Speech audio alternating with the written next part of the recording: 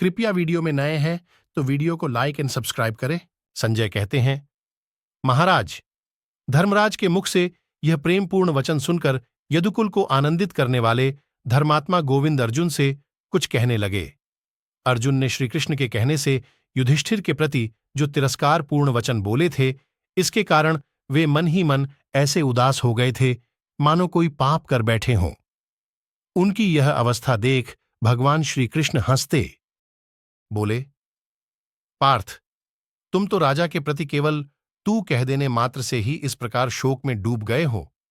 फिर यदि धर्म में स्थित रहने वाले धर्मकुमार युधिष्ठिर को तीखी धार वाले तलवार से मार डालते, तब तुम्हारी दशा कैसी हो जाती। कुंती नंदन, तुम राजा का वध करने के पश्चात क्या करते। इस तरह धर्म का स्वरूप सभी के लिए दुर्विज्ञेय है, विशेषत उन लोगों के लिए जिनकी बुद्धि मंद है। उसके सूक्ष्म स्वरूप को समझना अत्यंत कठिन है। अतः तू धर्मभीरू होने के कारण अपने ज्येष्ठ भाई के वध से निश्चय ही घोर नरक रूप महान अंधकार दुखाकाश में डूब जाते। इसीलिए इस विषय में मेरा विचार यह है कि तुम धर्मात्माओं में श्रेष्ठ धर्मपरायण कुरुश्रेष्ठ राजा युधिष्ठिर को प्रसन्न करो। राजा युधिष्ठिर को भक्ति भाव से प्रसन्न कर लो। जब वे प्रसन्न हो जाई, तब हम लोग तुरंत ही युद्ध के लिए सूतपुत्र के रथ पर चढ़ाई करेंगे। मांद, आज तुम तीखे बाणों से समरभूमि में कर्ण का वध करके धर्मपुत्र युधिष्ठिर के हृदय में अत्यंत हर्षोल्लास भर दो। महाबाहो, मुझे तो इस समय यहां यही करना उचित जान पड़ता है। ऐसा कर लेने पर तुम्हारा सारा कार्य संपन्न हो जाएगा। संजय कहते हैं, महाराज, श्रीकृष्ण के कहने पर अर्जुन लज्जित हो धर्मराज के चरणों में गिरकर मस्तक नवाकर उन भरत श्रेष्ठ नरेश से बारंबार बोले, राजन, प्रसन्न होइए, प्रसन्न होइए।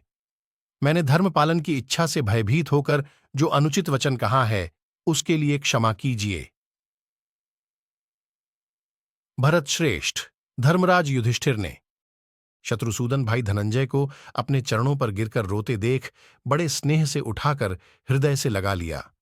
फिर वे भूपाल धर्मराज भी फूट फूट कर रोने लगे। महाराज, वे दोनों महातेजस्वी भाई दीर्घकाल तक रोते रहे।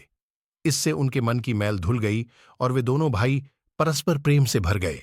तदनंतर अत्यंत प्रसन्न हो बारंबार मुस्कुराते हुए पांडुकुमार धर्मराज युधिष्ठिर ने महाधनुधर धनंजय को बड़े प्रेम से हृदय से लगाकर उनका मस्तक सूंघा और उनसे इस प्रकार कहा, महाधनुधर, महाबाहो, मैं युद्ध में यत्नपूर्वक लगा हुआ था, किंतु कर्ण ने सारी सेना के देखते देखते अपने बाणों द्वारा मेरे कवच, ध्वज, धनुष, शक्ति, घोड़े और बाणों के टुकड़े टुकड़े कर डाले हैं।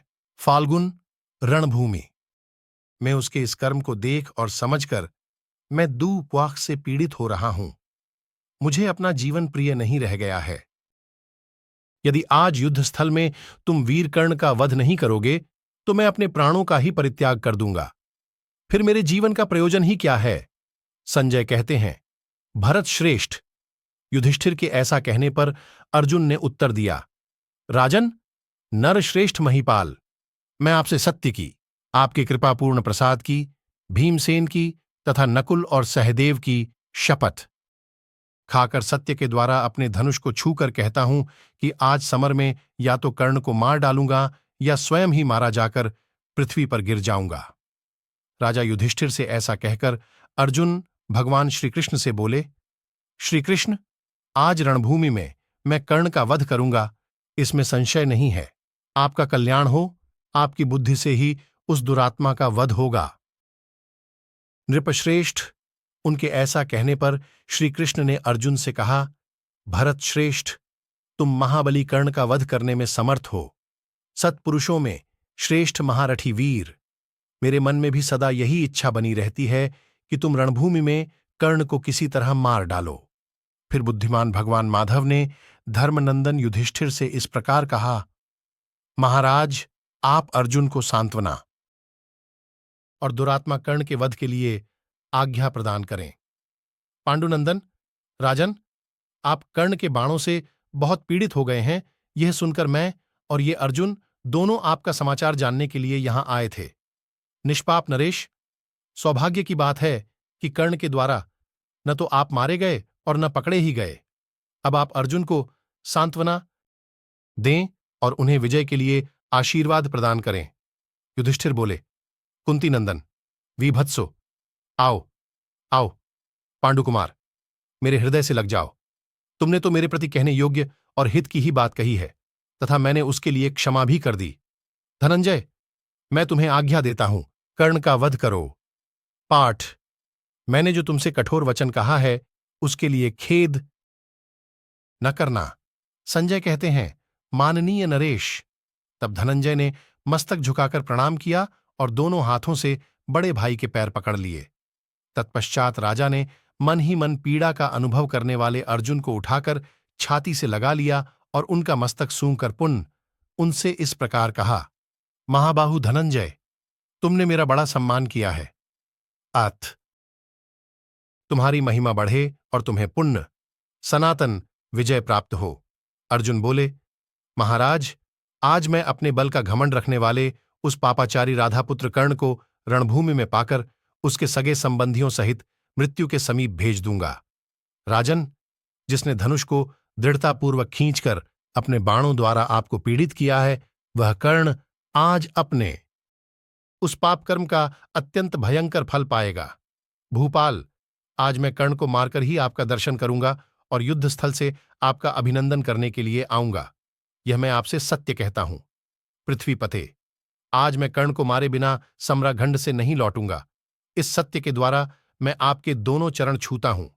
संजय कहते हैं, राजन, ऐसी बातें कहने वाले किरीटधारी अर्जुन से युधिष्ठिर ने प्रसन्न चित्त होकर यह महत्वपूर्ण बात कही, वीर, तुम्हें अक्षय यश, पूर्ण आयु, मनोवांछित कामना, विजय तथा शत्रुनाशक पराक्रम ये सदा प्राप्त होते रहे। जाओ, देवता तुम्हें अभ्युदय प्रदान करें। मैं तुम्हारे लिए जैसा चाहता हूं वैसा ही सब कुछ तुम्हें प्राप्त हो। आगे बढ़ो और युद्ध स्थल में शीघ्र ही कर्ण को मार डालो।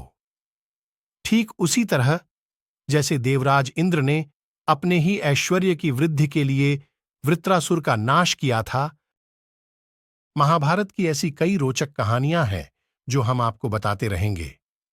हमसे जुड़े रहने के लिए हमारे चैनल को सब्सक्राइब कीजिए। आपका बहुत बहुत धन्यवाद।